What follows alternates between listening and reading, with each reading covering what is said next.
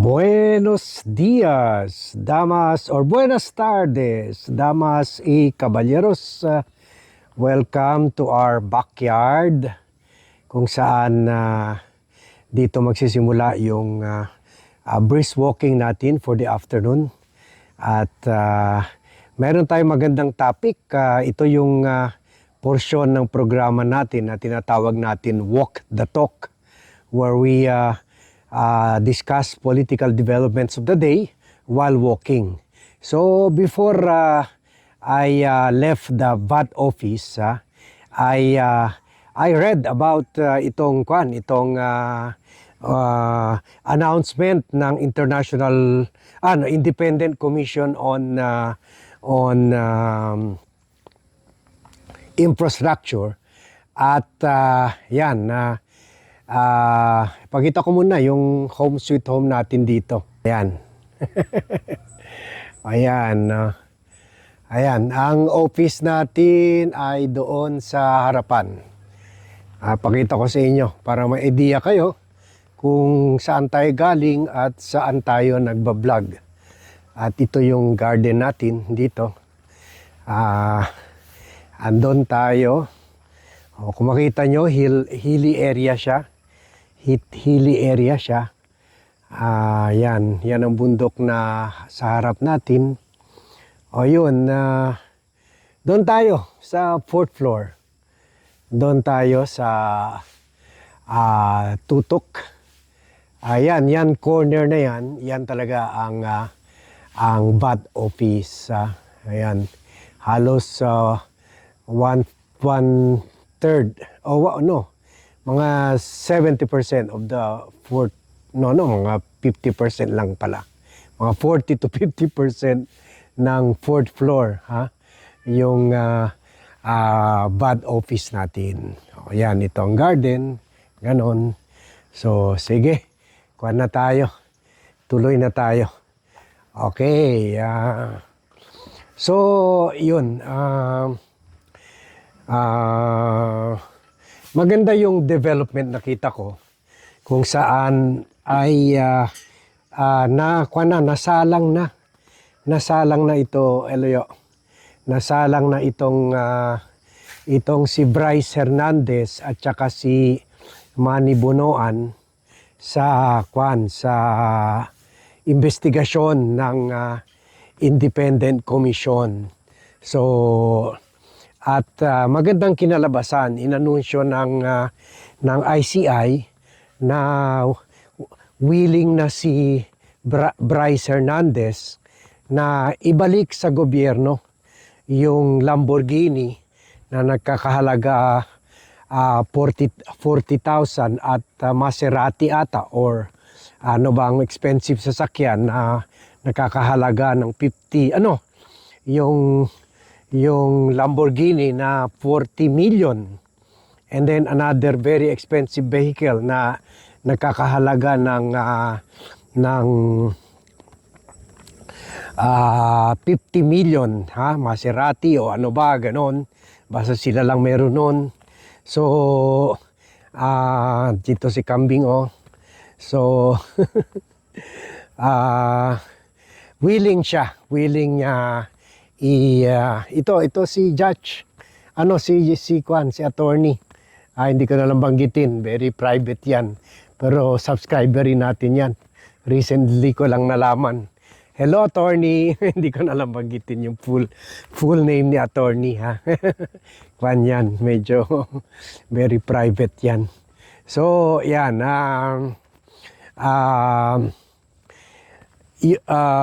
Willing na itong si Bryce Hernandez na ibalik at pati yung mga mamahaling relo niya at saka iba pang mga sinasabi natin fruits of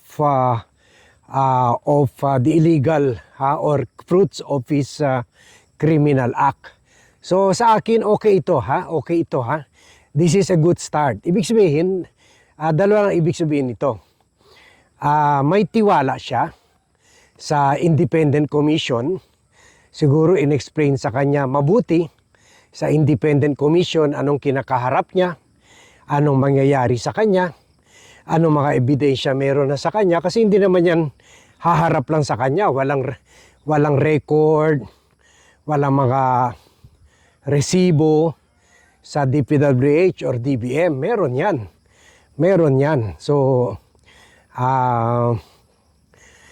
siguro pinakita na rin sa kanya at in-explain rin sa kanya na ikaw kawawa dito. Ikaw ang kawawa dito kung hindi ka mag-cooperate. Ikaw lang mag-isa makukulong. Kawawa naman yung pamilya mo. So, having been informed this, at syempre very professional naman yung hearing ng ICI. And we're not saying unprofessional doon sa hearings ng Senate and House. Ang problema lang doon kasi kung nakaharap ka ng public attention ng media, ako nakaniimbestigahan na rin ako ng 2 committee ng Senado at 4 na committee ng Kongreso ukol sa mga expose ko noon nung nasa Inquirer ako. Iba yung may presensya ng media. Medyo naiba rin yung mga medyo more defensive ka, more ayaw mo ibulgar, parang ayaw mo mag-cooperate, ganon. At iba yung kayo-kayo lang, yung kaharap mo, yung mga, alam mo, trust, may tiwala ka na mga matitinong tao naman na walang agenda. Former justice, accountant ng SGB, pagkatapos former public works secretary na boss mo pa na alam mo naman at justice si DPWH Secretary Babe Singson, under repair yung clubhouse namin. Si Babe Singson ay alam naman niya, malinis. Hindi naman siya kinikila noon. Hindi rin siya hiningan ng pera, ganon. So alam niya, professional rin si Babe Singson, ganon. So medyo mas naging kumpiyansa siya or mas naliwanawagan niya siya. Ano ba talaga yung seriousness of his situation, yung kinaroroonan niya at anong hinaharap niya. So siguro na-realize siya it's better to cooperate. It's better to help the ICI.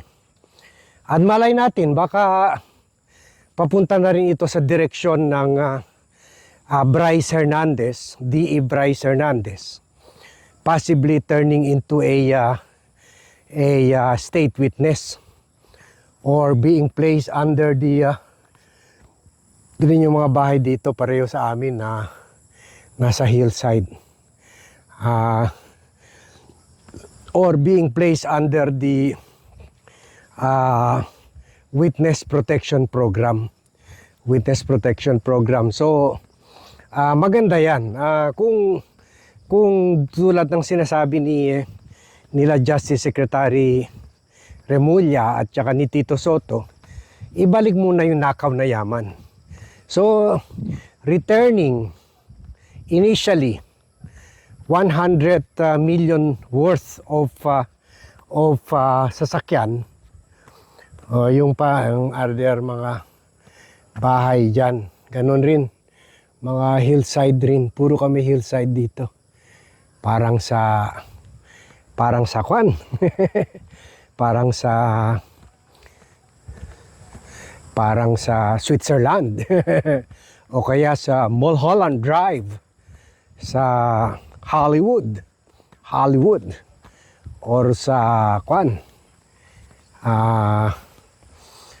Costa del Sol sa Spain o kaya sa kwan French Riviera sa France. Di ba? So, o kaya sa kwan, sa ano pa to? Marami mga hilly places all over the world. So ayan, no? Tingnan nyo, puro hillside properties. Ganito kami dito. So Luxembourg pala. Luxembourg. So, nalinawagan siguro si Bryce and he has no choice but to cooperate. Kaya nag-agree na siya to return. So that is the beginning. Hindi nga natin alam, baka ganyan rin ang gagawin nila Diskaya, although I doubt it. Pero kasi medyo may pagka selfish rin mga ito. Pero sana, kasi diyan dapat ang simula eh. Diyan dapat ang simula yung you acknowledge na may pagnanakaw na ginawa ka and then ibalik mo and then you can turn state witness. So yan, kaya maganda na itong simula for Bryce and ito nakikita natin na baka early procedure na to or process papunta sa Bryce turning state witness. So malakas yan at iiyak dyan yung mga kadil niya. Iiyak dyan si thank you iiyak dyan si Assistant Regional Director and former DE, former boss ni Bryce na si Henry Alcantara. Iiyak rin dyan yung binanggit na ni Bryce na kausap niya yung mga staff na nila Jinggoy Estrada at Joel Villanueva. Crying time na yan sa kanila. So at iba pang mga senators at congressmen na hindi pa natin alam, na hindi pa nabanggit. So I'm sure kung di ba sabi natin kanina sa usapan ng mga Diskaya, dalawa lang ang hinihingi. Una, two basic issues lang ang itatakel nila Secretary Boying Remulla. Yung whether honest ba sila sa deklarasyon nila, sa confession nila, hindi yung half-half na uncensored na mga balita tulad yung censored na mga declaration tulad yung din ginawa nila Diskaya. At dapat buo 100%, hindi 50-50 at hindi censored. Yung naglagay nga sa lista ng 17 congressman pero hindi kasama yung mga DDS congressman at senators. Inalis talaga. Yung mga kongresista lang pumirma sa impeachment ang nilagay. So makita mo talaga hecho lang talaga, ha? So peke na lista. So I'm sure ito si Bryce, kung talagang seryoso siya na humingi ng tulong ng gobyerno at ilagay yung sarili niya sa Witness Protection Program para tanggapin siya ng gobyerno, dalawang principle na kailangan niyang i-meet. At ito yung nga honesty sa mga deklarasyon niya, walang pagsisinungaling, walang censorship tulad yung sabi ni Tito Soto ginawa ni Marcoleta sa Senado sa lista nila mga Diskaya, at willingness to return to the government yung mga pera at propriedad at mga sasakyan na ninakaw nila sa gobyerno. So kung na-meet ito, ibig sabihin yun, kumanta na talaga kung natanggap na siya ng WPP Ibig sabihin, kumanta na talaga si Bryce. Ang question, sino kaya kinanta niya? Kasi sinabi pa naman niya na sa hearing, sabi niya marami pa akong narinig pangalan ng mga kongresista at senador. Pero hindi ko sila wala akong, dahil daw yung mga prueba niya, yung mga resibo niya nandun sa bahay niya. Hindi pa daw siya nakauwi ng bahay dahil na kulong nga siya sa Senate. So sabi niya, kung makauwi ako, kukunin ko pa yun. So malay natin, pinagbigyan na siya ng ICI. Sige, sinabi mo ito senator na ito, sinabi mo ito senator na ito. Sige, kunin mo yung ebidensya. At pwede rin tanungin, okay, kung wala kang direct evidence, pero sino sa tingin mo ang kausap ni D.E. Henry Alcantara? So pwede ganun eh. Hindi naman dapat kailangan talaga ng kailangan talaga ng resibo. Siyempre hindi naman lahat siguro ipakita sa kanya ni ipakita sa kanya ni ni Henry Alcantara. So pwede rin niya sabihin, narinig ko kausap ni Alcantara itong si senator na ito, o gumimik sila nitong si senator na ito, sabay bigay yung grasya, ganun. So pwede rin ganun. So kaya maganda ito, masaya to. Masaya to kung napunta na ka sa level na gusto na talaga ni engineer na to tell all, to declare all. So maganda ito for the investigation. So kaya this is a positive development, at yun lang. Siyempre iyak dito yung mga kadil niya, lalo na yung either directly or indirectly kausap ang mga or directly or indirectly or through their staff may dealings kay D.E. Henry Alcantara and many others. Hello, good afternoon. So yan ang problema nila ngayon. Siguro malaman lang nila na si Bryce ay nagkakamabutihan na sa mga investigador ng ICI. Takot na mga yan. Takot na mga yan. Hindi na nakakatulog ang mga yan, ha? So ito maganda. Ito maganda sa development na ito, ha? That isa pa lang ito, ha? To think na isa pa lang itong witness at marami pa yan. Kung nakita rin nakita ni Henry Alcantara na marami nang sinabi ni Bryce, siyempre hindi siya magpapahuli. Paano naman? Ako na lang ito makulong. So kakanta na rin niya si Henry.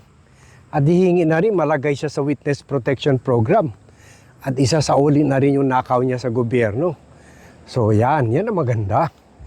Kasi paakyat na yan. And then sasabihin nila, ito, kausap ko itong staff ni Senator. And then na-convince, totoo pala. Merong pala staff na ganun. So tatawag yung staff. Yung staff ba, hahayaan na lang yung sarili niya maging fall guy? Siyempre kakanta rin yan. So parang magkakaroon na yan ng domino effect. Domino effect. At invited rin kanina to speak at ay si Manny Bonoan. So tinan rin natin. Baka kumanta na rin si Manny Bonoan. So these are the good developments happening dyan sa ICI investigation. At kung isama natin pati yung mga findings ng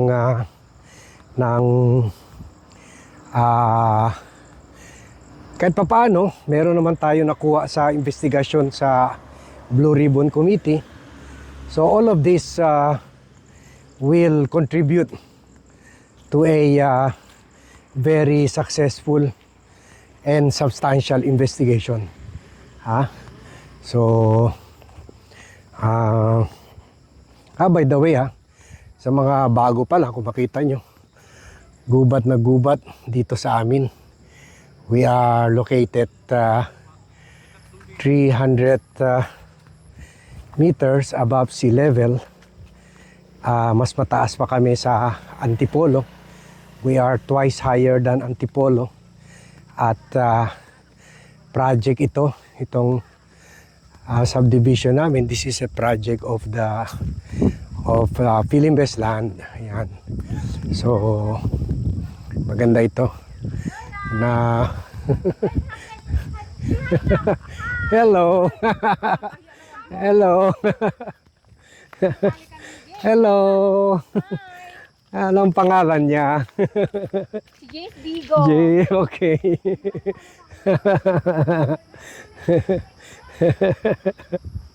Nasaya sila. So, yan So, dito tayo sa bundok at kaya pasensya na kayo kung pumili ako tumira dito sa bundok. Mas maganda, nakita nyo naman. Mas magandang signal doon sa building namin sa Quezon City. Pero I love this place Siguro through this video, you will realize why. At ang maganda, ganito na nga ka-exclusive, ganito na nga ka-private, ganito na nga ka-tahimik. Kuhan lang siya. 15 minutes lang siya away from Quezon City Memorial Circle and 10 minutes away from the House, or 5 to 10 minutes away from the House of Representatives or Batasang Pambansa. So, sa taas man kami ng bundok, but we are not far away from civilization. Kung may mga meetings, in fact, yung QC house namin is about sa Commonwealth, about 15 minutes away. So kung may biglaan meeting kami doon, tagbo lang kami doon. Pero kung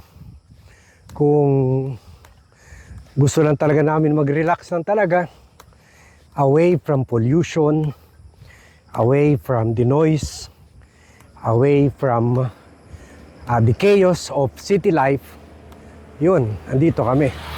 So, pwede natin sabihin, we are having the best of both worlds.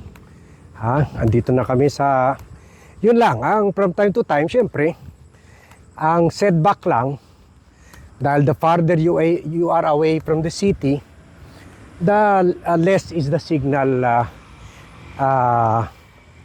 strong. Less strong yung signal.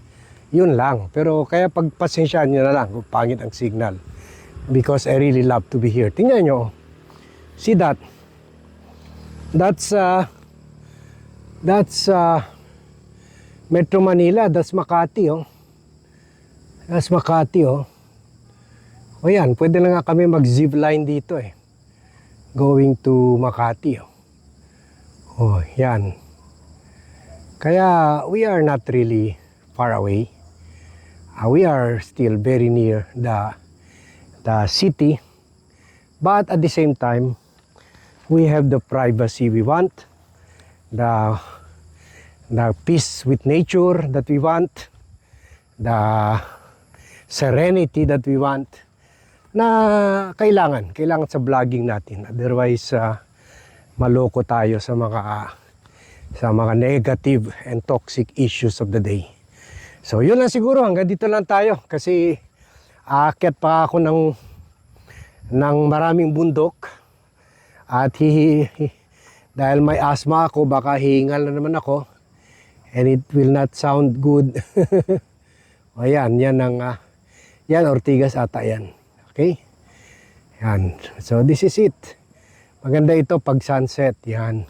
Ha? Maganda pag sunset. So, tsaka full of amenities kami dito. Meron kami 1 billion clubhouse built by Philinvest na may Olympic size swimming pool, ang daming restaurants, coffee shop, pwede ka mag-tennis, pwede ka mag-bowling, pwede ka